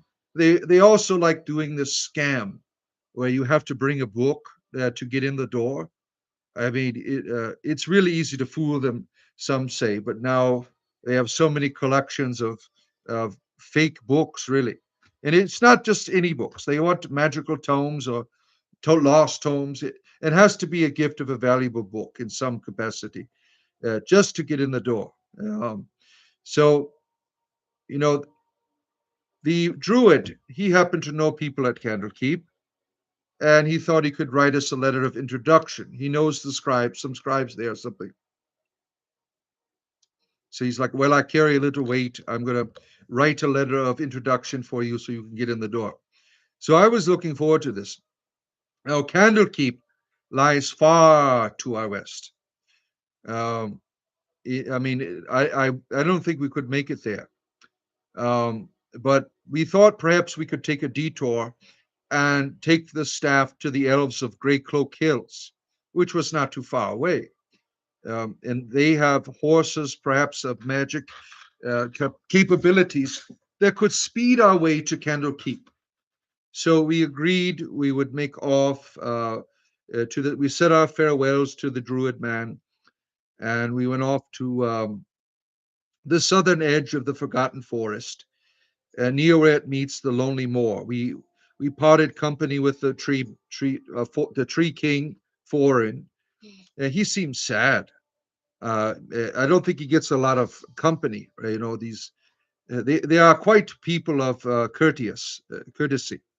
The Triads, but it was. I don't think I'll ever forget him. He was. Maybe I need to go visit him again. Now he said, "Stay clear of the moor as we are leaving. You'll find only bandits there." He's told us, and evil beasts, and we maybe we should listen to him, right? Yeah, we want to go to be the Great Cloak Hills and the elven folk there. Now, the Lonely Moor, this region on the borders of the Acronac, is not a great wasteland as it is a desert, but it's more of a desolation. It's a dying, empty land of scrub and dust, really, named for its isolation from civilized areas. This stretch of moorland is a wilderness territory populated by fell and dangerous creatures. Even the region is heavily traveled by men for the Zentarum and others seeking to avoid normal channels of terrific, skirt traffic and all that, routes to the northern town through Lorcan. Now, the Lonely Moor was on the western edge of the kingdom that stretched north roughly around Everesca and to the Nether Mountains, known as Netheril. That's another story in itself. The Netherese and all the terrible powers that they brought into the world. Now, today, little is remembered of the former realm, save many times of the magics that were fashioned there. Legends say that the Great Desert advanced across Netheril, despite the efforts of its wizards. Now, the northern ruin of Decanta is the last known vestige of the kingdom's cities. There is little more than a set of tumbled stones, crumbled pillars, Some say Decanter holds the entrance to a vast land between Faerun, but no, none have admitted to finding the entrance. Who knows what's going on there? But I digress. You sounds like this place you know of called Australia. Oh my, it might be. Now we followed the advice. We stayed away from the moor. From what we could see of it a distance, it had little appeal, being no more than a wasteland of stunted trees and rocks, really. Now, after a long day of marching, we made camp at a little thing of trees by a small lake. Our provisions were running low, and there were still a few hours of light remaining. And of course, the ranger goes out to hunt as usual. And the halfling took a fishing line and hook from his pack and went to rile up some fish from there. I just busied myself with my journal writing, and everyone's doing to that. Everyone's, trying to, have peace at the end of the evening because it's rare. Now, where we are, the Grey Cloak Hills, they are high rolling ridges of earth. The Grey Cloaks are covered by weedy grasses, an occasional patch of small trees. They are considered a northern outpost of the elven homeland of Everesca. Though they are isolated from it, the site was settled less than 30 years, passed by a contingent of elven and half elves. Now, the normal grey garb of those elvish settlers has given the hills their curt name, previously referred to as the Tomb Hills. Yeah, sounds gloomy, doesn't it? The region holds the final resting places of long dead warrior kings and haunted by banshees. Now, adventuring companies once made forays into the area to loot these old tombs, but with the current settlement of the elves under Everesca Charter, such activities have ceased. Now, the elves and the half elves of the Grey Cloaks are of silver blood, though there are few wild elves among them. They are friendly, and the group known as the Harpers, specifically, but weary of the Zentarium and their allies. The Grey Cloaks elves make musical instruments for trade with men, though they work quietly through certain merchants in the town of the hill's edge of the south. The settlement is ruled by the elven lord Elrendirison, who is the woman of Hill's Edge, vowed to both very tall and quite handsome gentlemen. Now, the reason for the new Grey Cloak settlement is unknown and puzzling, considering the general withdrawal of the elven people from the realms. They don't want to be with the humans. The ruling elves kept their own counsel, but it's surmised that there's something in the Grey Cloaks that the elves wish not to fall into the hands of others. So something's going on there, obviously. Why they're so vastly populated. I mean, elves, if you're concerned about your treasures, why not make a few Baelnorn and help them to guard the tombs? They worked at Mithranor. Why do you, elves of the Graven Hills, why can't you make a Baelnorn? Now, if you don't know what a Baelnorn is, this is a lich elf. Now, these pointy-eared folks, they live forever. Why are you going around making yourself a lich? Uh, the capacity to be a lich supersedes that of their elven immortality. No matter what, like if you get your arm chopped off, right? You keep going on forever and ever. I mean, the magic capacities of the lich folk, they are something of legend, obviously. You don't want to mess with the lich.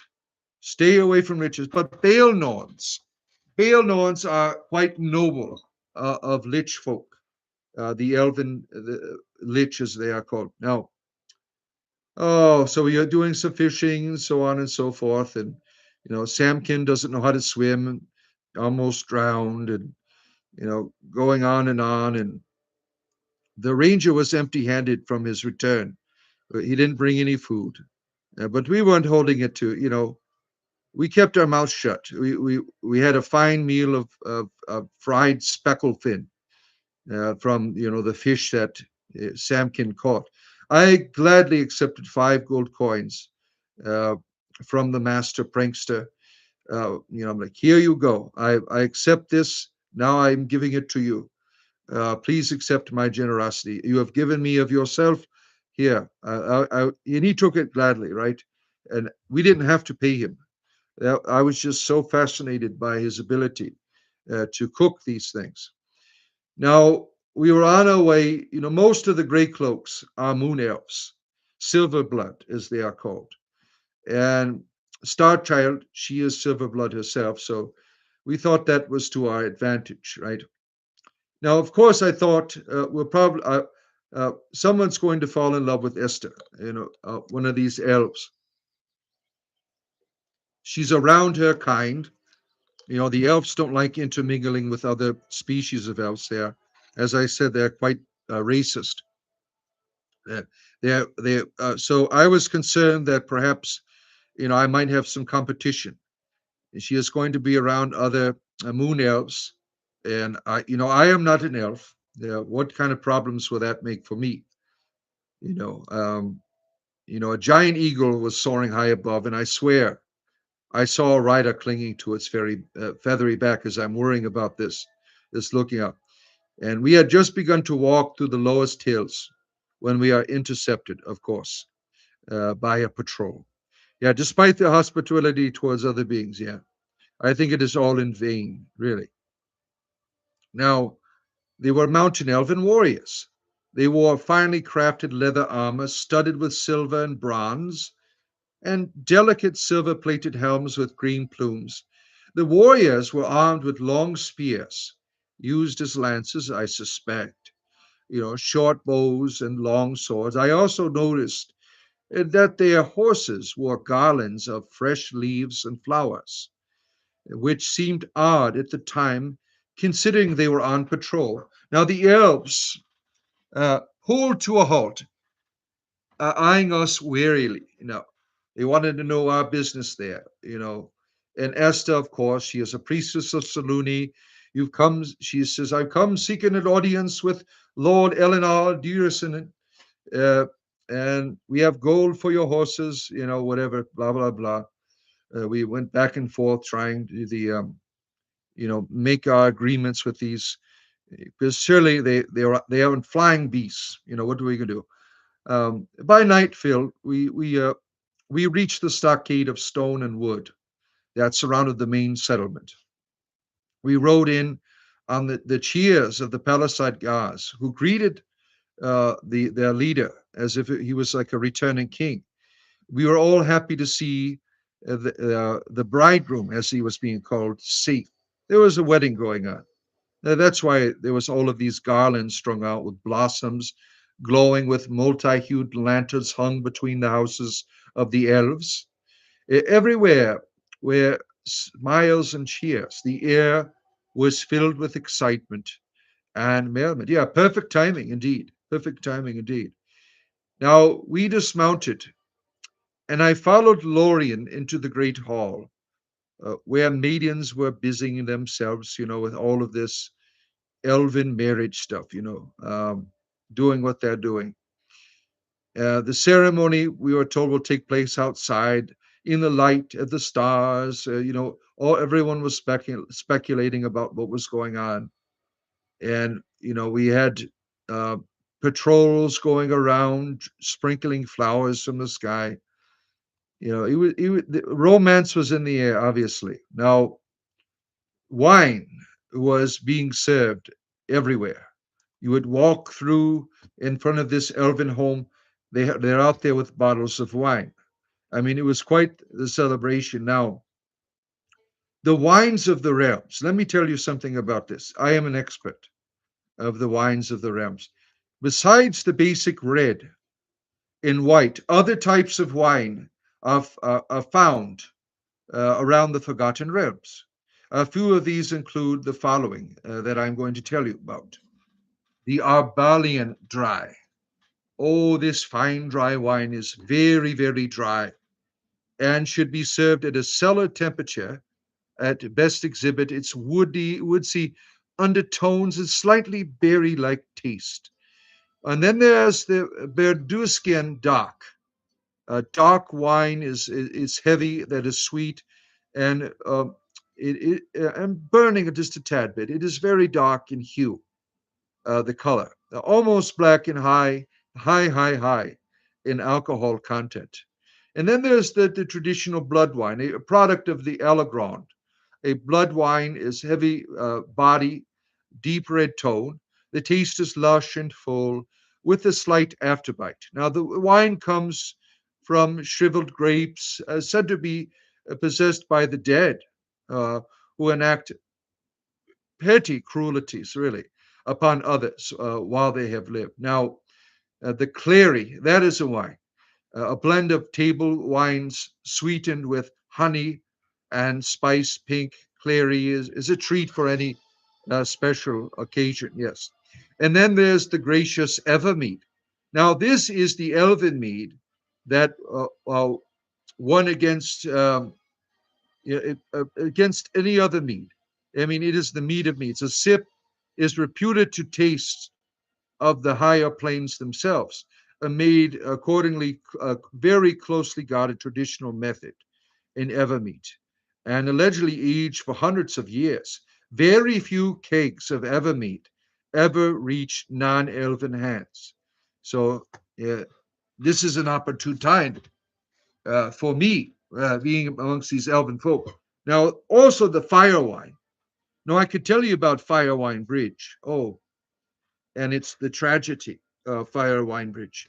But I need to keep with my story. You see, you are bringing all of these thoughts from me of my past experiences. Now, the fire wine is dark, almost black, made in the old empires. It is named for fire it creates in one's belly. Fire wine is extremely strong and spicy, reputed to have medicinal purposes. Uh, Now, there's also the Korof, exclusively imported by the High Moon Trading Coaster. This fine wine is exceptional for its clear tropical blue color. Korof's flavor is more floral than fruity, making it a lady's favorite. I am not; it's not one of my favorites. And then there's all these traditional meads that are made throughout the land. A delicate, sweet wine made from honey. Mead is slow. It is to ferment, and it is in scarce supply compared to grape wines uh, and those of let's see here, just a second. Um, the uh, the fruits. That's where I want to do. Mead from fantastic honeybees that inhabit the gardens of Neverwinter is said to be the finest of the north. Then there's the Cerlunian special vat. This pale red wine leaves a tingle on the tongue. The recipe for Cerlunian is a special vat is rumored to be half raspberry and strawberry with some grains added for smoothness and body. And then there's the Cerunian Glowfire, a pale wine renowned for its faint luminescent glow fire. Is rather sweet, not very dry, more of a dessert wine. It kind of tastes like pears. Then there's this Lemurian Topaz. A yellow amber color is what it lends this wine its name. It's slightly dry, has a nutty quality balanced by bold fruit overtones. And then there's the Undermountain Alariath, a surprisingly sweet white wine with slightly nutty aftertaste and a prominent silver and green luminescence. Now, this wine is very rare. It's stored in cremic bottles and kegs to prevent the light from fading during transport. Without context to its secret creators, one cannot even buy more than a hand keg from Skullport, its place of origin. Yeah, down there in the Undermountain, right? Then, oh man, there's so many wines that I could tell you about. I just want to tell you a few more. As I said, I am a drinker of many wines and ales of the realms here. Now, the Westgate Ruby is a bold crimson wine with a slightly acidic inclination. Westgate Ruby is best served with hearty stew or beef. Oh, spiced wine, typical from Kalishman. It is something there. The spice Kelishmine wine, it is the drink of the Tetherian people. There's nothing like it. It helps also if you have a cough in your throat. It is used also as medicinal purposes.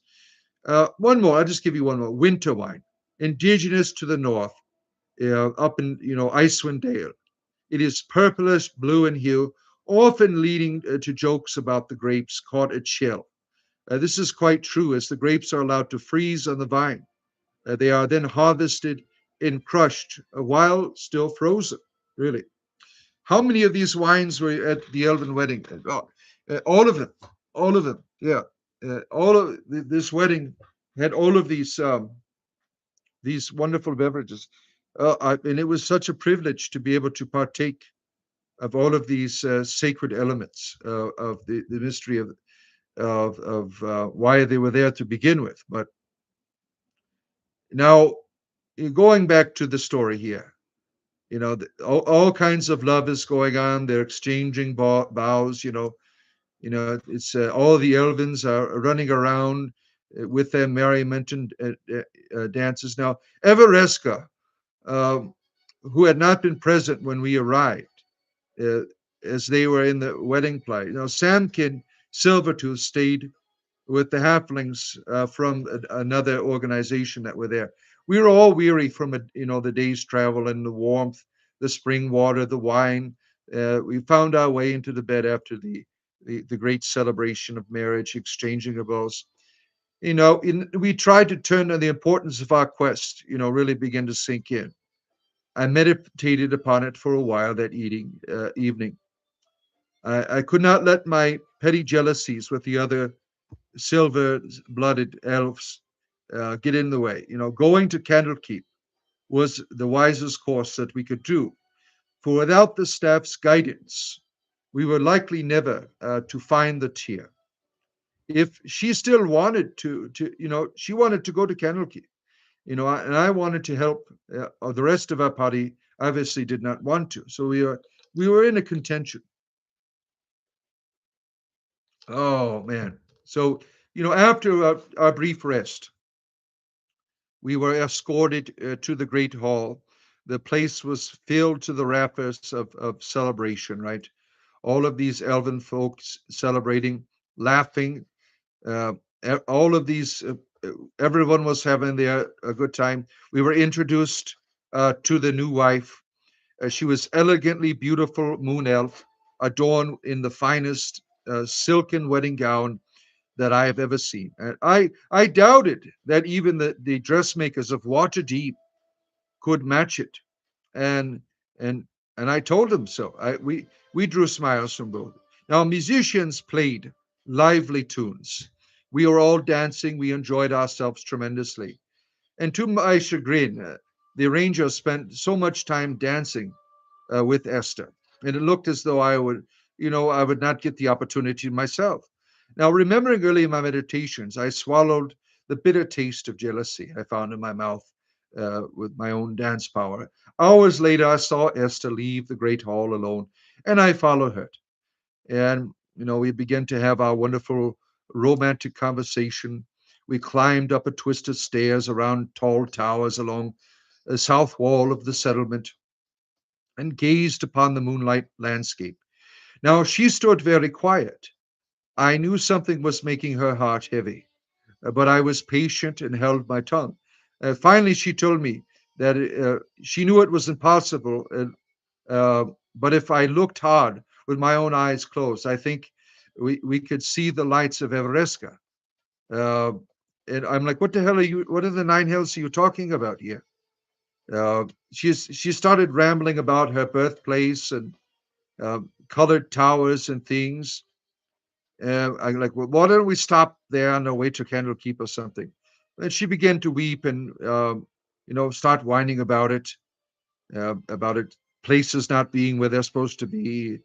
And I couldn't deal with it, so I went to another uh, somewhere else in the room because it was quite a nuisance. Now, if you don't know about, as I'm getting towards the end here, Everesca. Everesca means fortress home.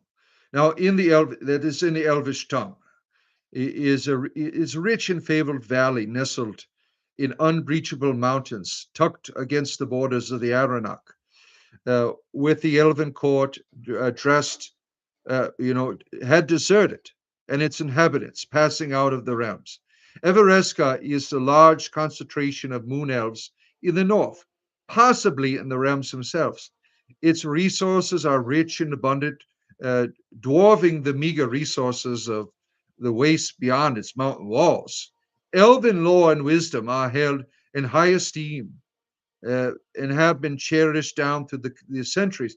Temples of all the elvish deities may be found within, tended by priests and priestesses of considerable abilities. Everesca also maintains a college of elven and select half elven mages who make their specialty of ethereal and astral planes.